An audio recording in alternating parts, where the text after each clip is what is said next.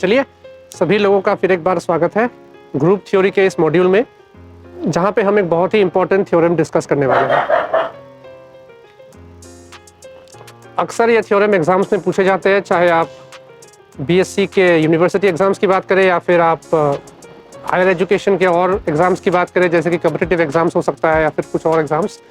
वहाँ पे आपको ये स्टेटमेंट तो पूछेगा ही पूछेगा, कभी कभार यूनिवर्सिटी एग्जाम्स में इसका प्रूफ भी आता है। तो ये काफ़ी इंपॉर्टेंट एक आपका थ्योरम बन जाता है। ये थ्योरम क्या कहता है देखते हैं। थ्योरम यही कहता है कि यूनियन ऑफ टू सब ग्रुप्स, यानी कि दो सब ग्रुप्स का अगर आप यूनियन लेते हो तो वो यूनियन कब सब ग्रुप बनेगा, कब नहीं बनेगा, वही क्राइटेरिया यहाँ पे हमें देखना है। ठीक है, थ्योरम यही कहता है कि यूनियन ऑफ टू सब groups is a group if and only if one of them is contained in the other. इसका मतलब ये है कि दो सब ग्रुप्स का यूनियन ग्रुप तभी बनता है जब एक सब ग्रुप दूसरे के अंदर घुसा हुआ है। ठीक है, यानी कि एक सब ग्रुप जो है दूसरे का सबसेट बना के रखा है। अगर इस सिचुएशन को हम मतलब देख सकते हैं या फिर कह सकते हैं कि हाँ ये कंडीशन सेटिस्फाई हो रहा है, यानी कि एक दूसरे के अंदर घुसा हुआ है, तो हम कह सकते हैं कि ये जो दो सब ग्रुप है इसका यूनियन भी एक ग्रुप ही बनेगा। ठीक है, तो प्रूफ के लिए हम शुरू करते हैं एच और के साथ। एच और के क्या है? एच और के क्या है? दो सब ग्रुप्स है जी के। जी क्या है?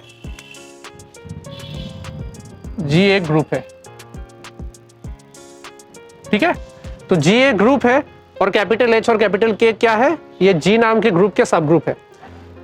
तो हम मान के चलते हैं कि एच यूनियन के क्या होगा? इफ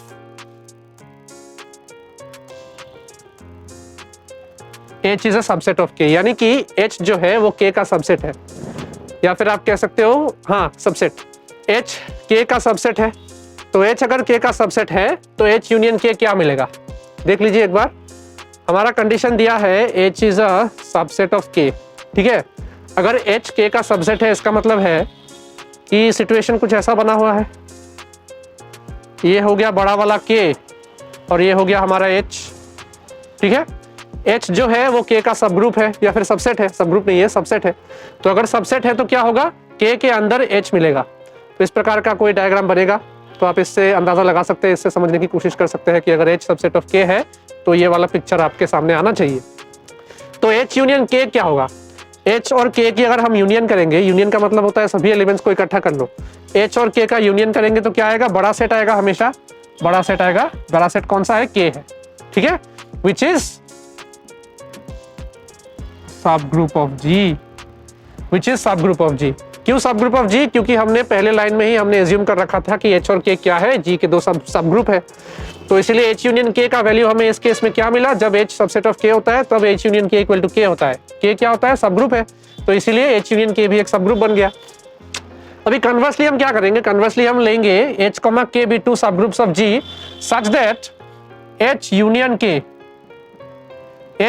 के is also subgroup of G. अब इस बार हम क्या कर रहे हैं? हम मान के चल रहे हैं कि एच यूनियन के जो है वो क्या है?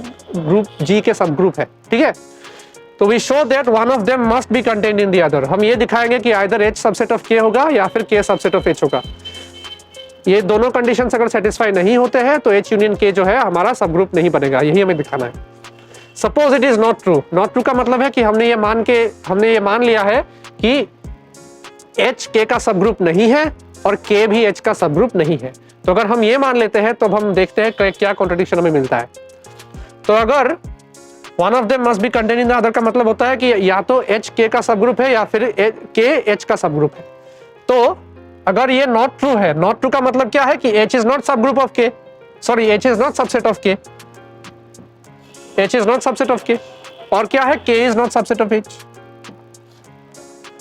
H is not subset of K is not subset of H का मतलब होता है कि H या फिर K एक दूसरे के अंदर घुसा हुआ नहीं है। यहाँ पे घुसा हुआ था ना H के अंदर, यहाँ पे घुसा हुआ नहीं है। ये लाइन का मतलब यही होता है।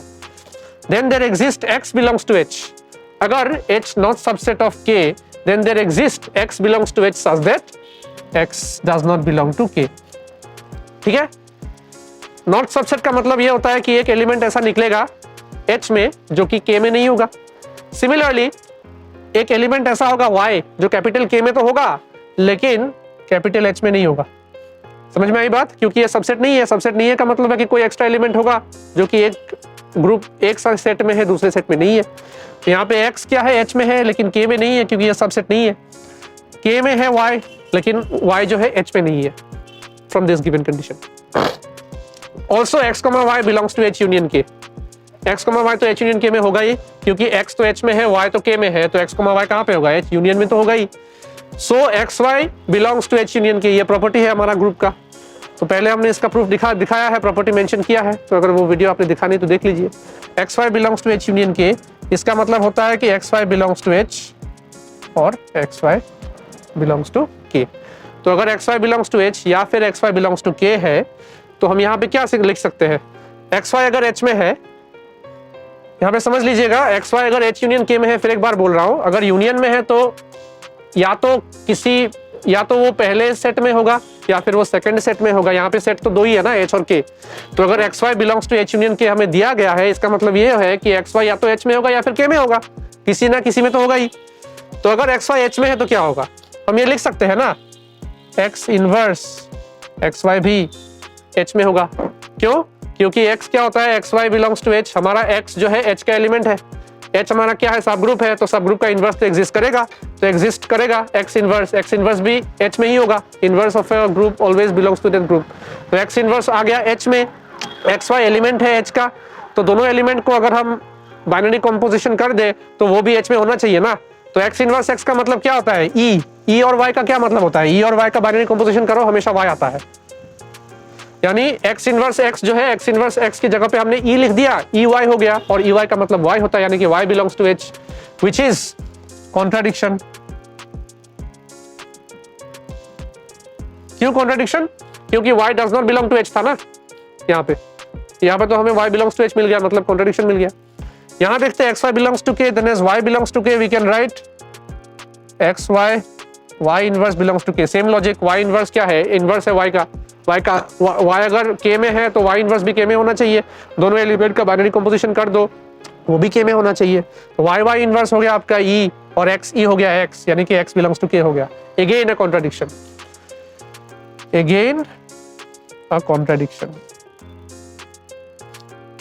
Hence our assumption that h not subset of k not subset of h is not true। ये कॉन्ट्रडिक्शन क्यों आया? क्योंकि हमने ये assumption लिया था, ये वाला assumption हमने लिया था, इसी assumption के चलते हमारा कॉन्ट्रडिक्शन आ गया। तो ये वाला assumption इसका मतलब है कि गलत है। तो क्या है, अगर ये वाला assumption गलत है तो सही assumption क्या होगा, या फिर सही स्टेटमेंट क्या होगा? सही स्टेटमेंट होगा h सबसेट ऑफ k और k सबसेट ऑफ h। तो ये भी प्रूव करना था।